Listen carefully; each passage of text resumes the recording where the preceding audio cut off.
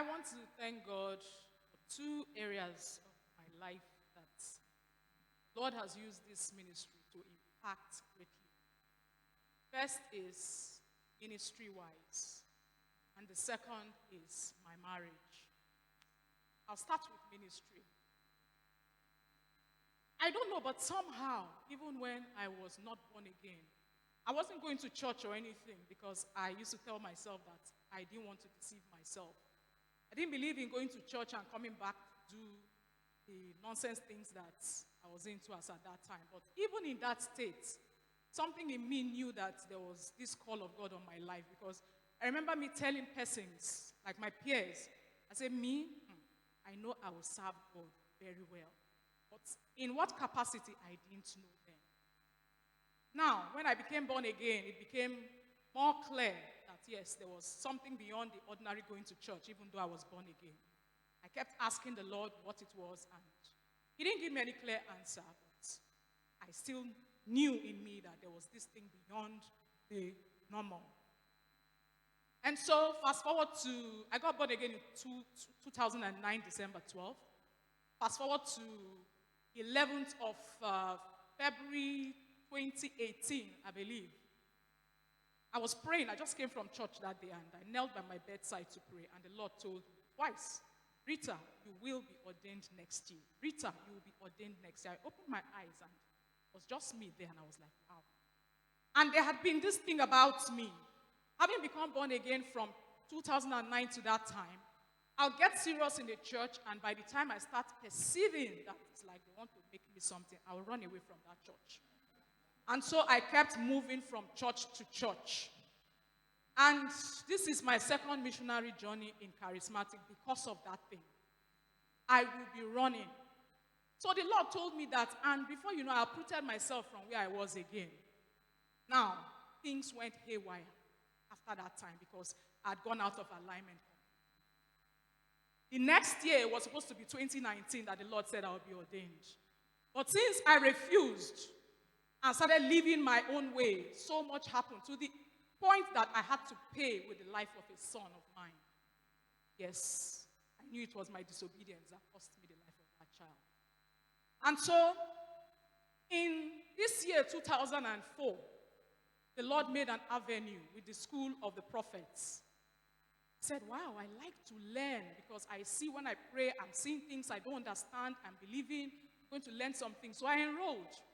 And while I was going through that school, one day, the Lord, all these years, it had never come to me, but that day he started telling me, impressing in my heart, not like speaking words to me, but impressing in my heart, that I should pray for restoration of what he told me in that 2018. I said, okay, so I just started praying. And then just a few days' time, I came for School of the Prophets, and Daddy was talking about ordaining persons. That the Lord has told him to ordain some persons, pastors and deacons, on the 5th, that he doesn't want to be the reason why, that was how he put it, but how I understood it was like, he didn't want to be the reason why things were delayed or something like that. I didn't think I was going to be a part of it. But I remember coming to church where Lady Daima at that time, I came to church and Pastor Foy approached me that I've been nominated to be a pastor. So he would see me after the service, he would give me a form and all of that. I was like, oh. And there was something he told me. He said he doesn't know if he heard right.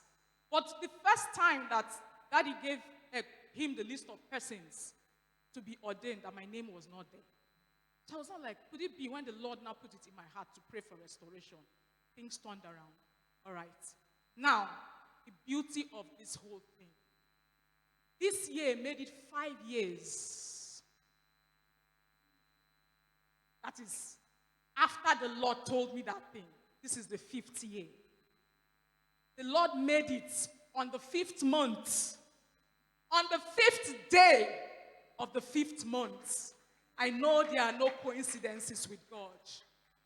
I want to give him glory for using this ministry to bring me back to proper alignment with him. And I tell you, from that time, my walk with the Lord has been getting better by the day. Secondly, my marriage. Those that know me then knew that I don't take nonsense. I must have the last say. My husband must hear my own or else. We have fought and all the doors in my house, the handles are all broken because when he locks the door, I will break it and I will make sure I go and meet him there. We will figure it out. But to the glory of God's name, I return to church. And I'll always hear that is always defer to your husband. Always defer to your husband. And that word started, clean me.